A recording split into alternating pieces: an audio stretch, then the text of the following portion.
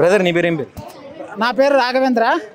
ఏం చెప్తారు అసలు తెలంగాణలో నిరుద్యోగం ఉండదు కాంగ్రెస్ వస్తే అని చెప్పి చెప్పినటువంటి రేవంత్ రెడ్డి మళ్ళీ ఇప్పుడు మీతోని ధర్నాలు, నిరసనలు, రాస్తారోకోలు ఎవరైతే కాంగ్రెస్ ప్రభుత్వాన్ని ఏర్పరిచారో వాళ్ళే మళ్ళీ టెంట్ వేసి ధర్నాలు చేసే పరిస్థితి వచ్చింది.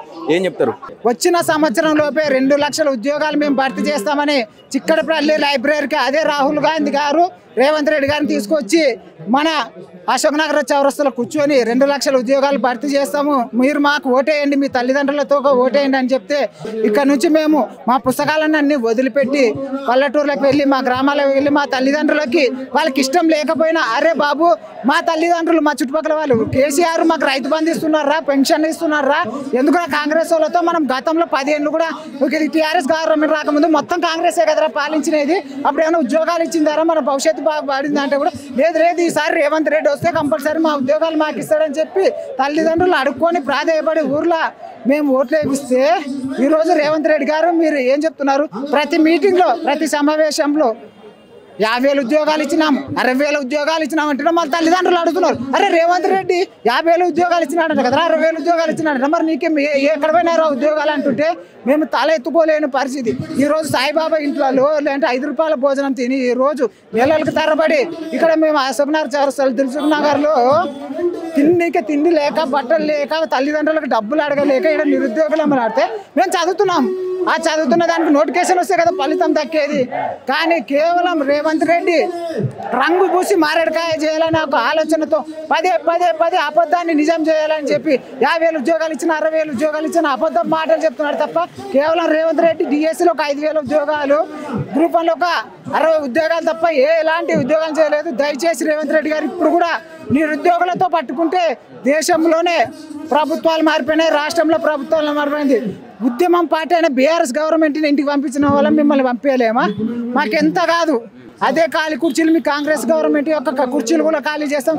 వచ్చే 3 ఏళ్లలో మీరు కానీ జూన్ 2వ తారీఖున నోటిఫికేషన్ విడుదల చేయకపోతే వచ్చే 3 ఏళ్లలో మిమ్మల్ని భవిష్యత్తులోనే మీరు ఆ సీటు కూర్చోకుండా మిమ్మల్ని చేసే బాధ్యత మేము తీసుకుంటాము. దయచేసి ఇప్పుడైనా కానీ నిరుద్యోగులతో పెట్టుకోకండి, నిరుద్యోగులను ఇబ్బంది పెట్టకండి. మీరు ఈ చనగాని దయాకర్ లాంటి వాళ్ళు ఎలాంటి సరిగ్గా అవగాహన లేదు, వాళ్ళు పోయి ఏదో ఇన్ఫర్మేషన్ ఇవ్వడము, రేవంత్ రెడ్డి అదే నిజం అనుకోవడం. చనగాని దయాకర్ రావు గారికి ఈ రోజు నుంచి ఇక్కడ నుంచి ఈ మీటింగ్లోనే మరోసారి కూడా మేము సవాల్ చేస్తున్నాను, మీకు దమ్ము ధైర్యం ఉంటే అశోక్ నగర్ చౌరస్తాకు రండి, మా నిరుద్యోగులంతా వస్తాం. ఎన్ని నోటిఫికేషన్లు ఇచ్చినారు, ఏం కథ, జంగు కాదు బొంగ అంటాడు, ఏం తెలుసు భయ నీకు? నువ్వు ఓయూలో చదివినంత మాత్రాన నువ్వు ప్రపంచం మేధావే? నీకన్నా మేధావులే మేము. నువ్వు ఏం చదివినావు? మీకన్నా ఎక్కువ మేము కూడా చదివినాం. నువ్వు ఏదో కాంగ్రెస్ గవర్నమెంట్లో ఉన్నామని నీకన్నా ఓట్లు ఎక్కువ నేను వేయించినా, నీకు సవాలు ఇస్తున్నా, నువ్వు ఎక్కువ ఓట్లు వేయించినావో నేను ఎక్కువ ఓట్లు వేయించినా, నీ కాడే డేటా ఉందో నా కాడే డేటా ఉందో, నీకు డౌట్ ఉంటే ఇదే సెల్లులా మా మండల కాంగ్రెస్ గ్రూప్ లో నేనున్నా, ఒక కాంగ్రెస్ లీడర్ గా నేను కూడా ఉన్నా, గతంలో ఎంపీ వార్డు మెంబర్ కూడా నేను కూడా పోటీ చేసిన గెలిచినాను కూడా కాంగ్రెస్ వార్డు మెంబర్ అని సర్పంచ్ అది ఇండివిజువల్ గా. ఇదే సమస్యల మీద గత ప్రభుత్వం ఉన్నప్పుడు బీఆర్ఎస్ ఉన్నప్పుడు విద్యార్థుల పక్షాన నిరుద్యోగుల పక్షాన కొట్లాడినటువంటి మేధావులు ఎవరైతే ఉన్నారో ఇప్పుడు ఎందుకు స్పందిస్తలేరు? మీ తరఫున ఎందుకు వచ్చి కొట్లాడట్లేరు? ఇందులో ఉన్నటువంటి బల్మూరు వెంకట్ ఇప్పుడు ఎమ్మెల్సీ హోదాలో ఉండి కూడా మీ సమస్యలను ఎందుకు తీర్చలేకపోతా ఉన్నాడు? ప్రభుత్వం దృష్టికి ఎందుకు తీసుకుపోలేకపోతా ఉన్నాడు? ఇదే Balmoor Venkat 2023 August, September, October టైంలో మేము ఇదే లైబ్రరీలో చదువుతున్నప్పుడు బల్మూరు వెంకట్ ఏం చెప్పిండు, రాండి విద్యార్థులారా మనం వచ్చి ధర్నా చౌక్లో పోరాడితేనే బీఆర్ఎస్ గవర్నమెంట్ మీద పోరాడితేనే మనకు న్యాయం జరుగుతుంది అంటే మేము ఆయన మాట విని ఇదే ధర్నా చౌక్లో రాస్తారోకాలు చేసినాం, ధర్నాలు చేసినాము. మాకు ఉద్యోగాలు రాలేదు.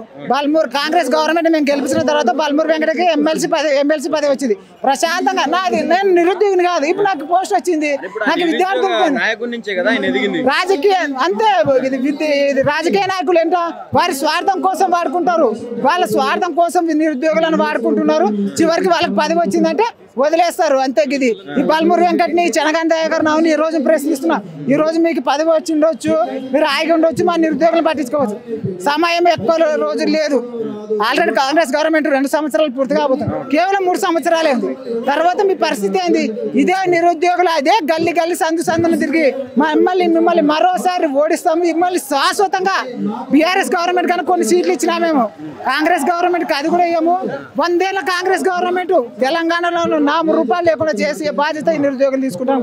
ఒక పక్కనంగా మన ముఖ్యమంత్రి గారు అసలు ఆర్థిక వ్యవస్థ మంచిగా లేదు, చిన్న భిన్నం అయిపోయింది, అప్పులు ఇస్తలేరు, దొంగను చూసినట్టు చూస్తారు అని చెప్పి ఆవేదనతో మాట్లాడుతూ ఉన్నాడు. దాంతోపాటు అదే విధంగా సేమ్ అదే టైంలో మళ్ళీ ఇటు అందాల పోటీలు అని చెప్పి అది నిర్వహిస్తూ ఉన్నాడు. రేపు మాపు లాస్ట్ ఉన్నాయి. అవి ఏం చెప్దాం అనుకుంటున్నారు అసలు ఒక నిరుద్యోగిగా మీరు? ఇది ఎట్లా ఉందంటే తిండి లేదు కానీ మీసాలకు సంపెంగ నూనె కావాలంట. ఎందుకంటే రేవంత్ రెడ్డి పాలమూరు బిడ్డనే, నేను పాలమూరు బిడ్డనే, నేను పాలమూరు. రేవంత్ రెడ్డి పల్లెటూరులో ఉన్నాడు, నేను పల్లెటూరు. మాకు కూడా సామెతలు వస్తాయి. మాటలకేముంది, చేతలు కావాలా. మాటలు ఎన్నైనా చెప్తాను నేను కూడా. మొత్తం రోజు కూర్చుంటే ఇది కవి శ్రీశ్రీ కవిత్వం చెప్పినట్టు నేను కూడా చెప్తా. అంటే ఇప్పుడు రేవంత్ రెడ్డి మాటలు ఒకటే చెప్తున్నాడు, మాటలు మాత్రమే చెప్తున్నాడు. మిసుగుతో 59,000 ఉద్యోగాలు ఇచ్చిన అంటున్నాడు. ఎవరు అన్నం వండినా దానికి చివరిలో ప్లేట్లో పెట్టి నేను అన్నం వండినానంటే పక్కన కూర్చున్న వాళ్ళు తిక్కోళ్ళ. ఎవరు కట్టెలు తెచ్చినారు, ఎవరు భోగాలు తెచ్చినారు, ఎవరు బియ్యం కడిగినారు, ఎవరు పెట్టినారు అనేది కాదు. కాబట్టి నువ్వు నిజ అబద్ధాన్ని పదే మేము నోటిఫికేషన్లు ఇచ్చినాము అని ఎక్కడ ఇచ్చినారు? నేను పాలమూరు బిడ్డను, నేను అబద్ధాలు ఆడను, ఏదున్నా కుల్లం మాట్లాడతా, నేను అదే గవర్నమెంట్ స్కూల్లో చదువుకొని ఈ స్థాయిలో ఇప్పుడు ముఖ్యమంత్రిని అయినా అని చెప్పి చెప్తుండు కదా, మరి నువ్వేమంటావు? అదే గవర్నమెంట్ స్కూల్లో మేము కూడా చదివచ్చినాం. అదే పాలమూరు బిడ్డని నేను కూడా ఉన్నాను. ఇది అదే అక్కడ ఆంధ్రప్రదేశ్కి ఇక్కడ కర్ణాటకకి 2 చేతుల్లో 2 చేయించిన పాలమూరు బిడ్డని నేను కూడా. నీకెంత నిజాయితీ ఉంటుందో నాకంత నిజాయితీ. నువ్వు అబద్ధం చెప్తున్నావు అంటే నేను అబద్ధం చెప్తున్నట్టు, నేను అబద్ధం చెప్తున్నా అంటే నువ్వు అబద్ధం. అదే కృష్ణానది నీళ్ళు, అదే తుంగభద్ర నీళ్ళు నేను తాగిన నేను అబద్ధం చెప్తానా? ఎక్కడ ఇచ్చినావు నువ్వు? ఆర్థిక శాఖ ఆమోదం తెలిపి నోటిఫికేషన్లు ఇచ్చినప్పుడు అప్పుడు నువ్వు నోటిఫికేషన్ వేసినట్టు మేము ఒప్పుకుంటాం.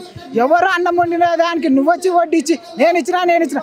రేవంత్ రెడ్డి చాలా పబ్లిసిటీ చేసుకుంటాడు. ఏ గవర్నమెంట్ కానీ ప్రతి నోటిఫికేషన్లో నియామక పత్రాలు ముఖ్యమంత్రి ఇస్తాడా? కానీ రేవంత్ రెడ్డి పదే అబద్ధాలను నిజం చేయాలని చెప్పి, విద్యార్థులను మోసం చేయాలని, వాళ్ళ తల్లిదండ్రులను మోసం చేయాలని చెప్పి నియామక పత్రాలు ఆయన చేతుల ద్వారానే ఇస్తున్నాడు. మేము తిక్కోలేమా, మేము పిచ్చోళ్ళమా? మాకు తెలియదా? అవి నోటిఫికేషన్లు గతంలో వచ్చిన నోటిఫికేషన్లా, ప్రజెంట్ వచ్చిన నోటిఫికేషన్లా. మా తల్లిదండ్రులు మా మాట ఎట్లయితే కాంగ్రెస్ గవర్నమెంట్కి ఓటేసినారో అదే తల్లిదండ్రులు మా మాట విన్నారా? అదే మాట వినిపించి వచ్చే 3 ఏళ్ళను మిమ్మల్ని రాజకీయ నిరుద్యోగాలను చేస్తాం. ఒక మాట అన్నారు, నన్ను కోస్తే కూడా డబ్బు లేవు అని ఉద్యోగస్తులకు చెప్పినారు. మరి మనం దొంగ చూసినట్టు చూస్తున్నాడే, మనం పిచ్చోళ్ళతో చూసినట్టు చూస్తున్నారే. లాస్ట్కి మనం గుడికాడ చెప్పులు ఇస్తే చెప్పులు ఎత్తుకుపోతారని భయపడుతున్నారే. మనకి అందాల పోటీ అవసరం అంటావా? ఏం అవసరం? అందాల పోటీ మనకు అవసరమా? మనకు తిండే లేదు, మనకి మీసాలకు సంపంగా నూనె ఎందుకు? ఏం అవసరం ఇది? మనం ఏదో గొప్పలు చెప్పుకోవడానికి ప్రపంచంలో అందాల పోటీ మన తెలంగాణ రాష్ట్రం నిర్వహించడం. మనకు అప్పులే అయినప్పుడు మనకి ఎందుకు ఆ తిప్పలు?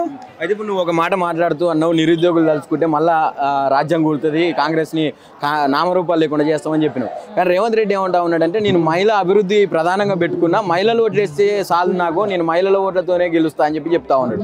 ఏం చెప్తావు నువ్వు? గతంలో రేవంత్ రెడ్డి గారు 2023 ఎలక్షన్స్ ముందే ఏం చెప్పాడు? మీటింగ్లో కూర్చొని ఎవ్వరు ఓట్ల అవసరం లేదు, నాకు కేవలం టీఎస్పీఎస్సీలో 30 లక్షల మంది నిరుద్యోగులు ఉన్నారు, వాళ్ళ తల్లిదండ్రులు అంటే ఎంత 90 లక్షల మంది, 90 లక్షల ఓట్లు వేస్తే 90 సీట్లు వస్తాయి, మనకి ఎవ్వరు ఓట్ల అవసరం లేదన్నాడు. అదే విధంగా మేము ఓట్లు వేసినాము, గెలిపించినాము. ఇప్పుడు మా అవసరం తీరిపోయింది. ఇప్పుడు మహిళా లోకానికి వచ్చినాడు. మహిళలకి ఏమి ఉద్ధరిస్తున్నట్టు ఆడ కొన్ని పథకాలు ఏర్పాటు చేస్తూ ఆయన ఉచిత బస్సు పెట్టినాడు. ఆ ఉచిత బస్సుని మహిళలకు కొట్లాడుతున్నారు. మాకు సీట్ లేదు, మాకు ఉచిత పథకాలు అవసరం లేదు. ఇప్పుడు మా ఇంట్లో ఒక తల్లిదండ్రులు ఉన్నారు, మా నాన్నకి పింఛన్ వస్తే ఆనందపడడు, నా కొడుకు జాబ్ వచ్చిందంటే వస్తాను ఆనందపడతాడు. 10 మందిలో ఫంక్షన్ పోయినప్పుడు నాకు పెన్షన్ వచ్చిందని మా నాన్న గొప్ప చెప్పుకోడు, నా కొడుకు జాబ్ వచ్చింది అని గౌరవంగా చెప్పుకుంటాడు. తెలంగాణ వచ్చిలేదే ఆత్మగౌరవం మీద, ఉద్యోగాల మీద. కాబట్టి దయచేసి రేవంత్ రెడ్డి గారు ఇప్పటికైనా గమనించండి, ఉచిత పథకాలు ఇచ్చినంత మాత్రాన రాష్ట్రం అభివృద్ధి చెందదు. రేవంత్ రెడ్డి కంటే ఎక్కువ ఉచిత పథకాలు కేసీఆర్ ఇచ్చినాడు. కొడంగల్లోకి పంపించేస్తాము, మీ జూబ్లీ హిల్స్లో, బంజారా హిల్స్లో మీ ఇల్లు ఉంది, ఆ ఇంటికి పంపించేస్తాం. దయచేసి నిరుద్యోగులతో పెట్టుకోకుండా జూన్ 2 పెరేడ్ గ్రౌండ్లో ఏదైతే మీరు మీటింగ్ పెడుతున్నారో ఆ మీటింగ్లో మీరు ఉద్యోగాల ప్రకటన చేయాలి, నోటిఫికేషన్. లేకపోతే మిమ్మల్ని రాజకీయ నిరుద్యోగాలు చేస్తామని ఈసారి తెలియజేస్తున్నాం. Thank you.